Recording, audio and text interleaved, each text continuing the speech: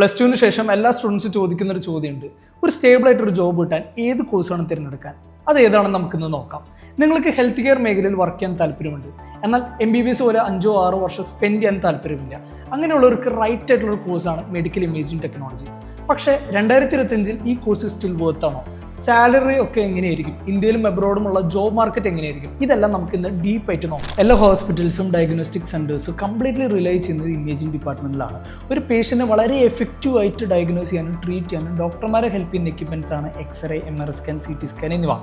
ഇന്ത്യയിലും അബ്രോഡിലും multi speciality hospitals കൂടുതലുള്ളത് കൊണ്ട് തന്നെ മെഡിക്കൽ ടൂറിസവും ബെറ്റർ ഇമേജിംഗ് മെത്തേഡ്സും ഇൻക്രീസ്ഡ് ആയി. അതുകൊണ്ട് സ്കിൽഡ് ആയിട്ടുള്ള ഇമേജിംഗ് പ്രൊഫഷണൽസിൻ്റെ ആവശ്യകത വർദ്ധിച്ചുകൊണ്ടിരിക്കുകയാണ്. ഇതിൻ്റെ അർത്ഥം ഈ ഒരു കോഴ്സ് ഗ്രാജുവേറ്റ് ചെയ്തവർക്ക് ഉടനെ തന്നെ ജോലിക്ക് കടക്കാൻ സാധിക്കും. അവർക്ക് hospitals, diagnostic centres, research institutes, പിന്നെ പബ്ലിക് ഹെൽത്ത് പ്രോഗ്രാംസിൽ ആവശ്യമാണ്. മിക്ക സ്റ്റുഡൻസ് വിചാരിച്ചിരിക്കുന്നത് ഈ ഒരു പ്രൊഫഷൻ എന്ന് പറയുന്നത് വെറുതെ ബട്ടൺ പിടിച്ചമർത്താന്നാണ്. ആക്ച്വലി അങ്ങനെയല്ല. It's a highly skill job where accuracy can truly save a life.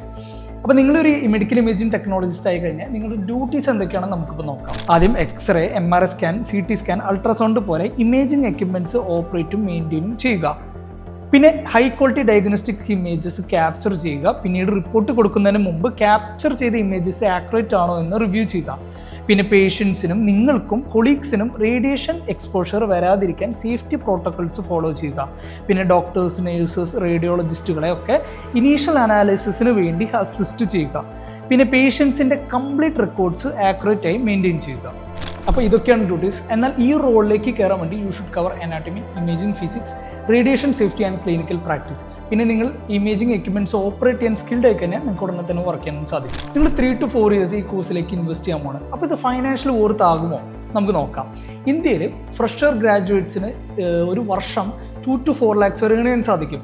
ഇനി നിങ്ങൾ ടോപ്പ് ഹോസ്പിറ്റൽസിൽ ഒരു എക്സ്പീരിയൻസ് പ്രൊഫഷനായി കഴിഞ്ഞാൽ you can earn around 6 to 8 lakhs per year.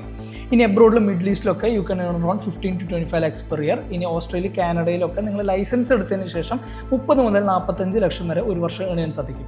അപ്പോൾ ഈ ഒരു ഹൈ സാലറി അച്ചീവ് ചെയ്യാൻ വേണ്ടി നിങ്ങൾ റേഡിയോഗ്രഫിയിലോ MRIയിലോ CTയിലോ ഒരു സ്പെഷ്യലൈസേഷൻ എടുക്കുക.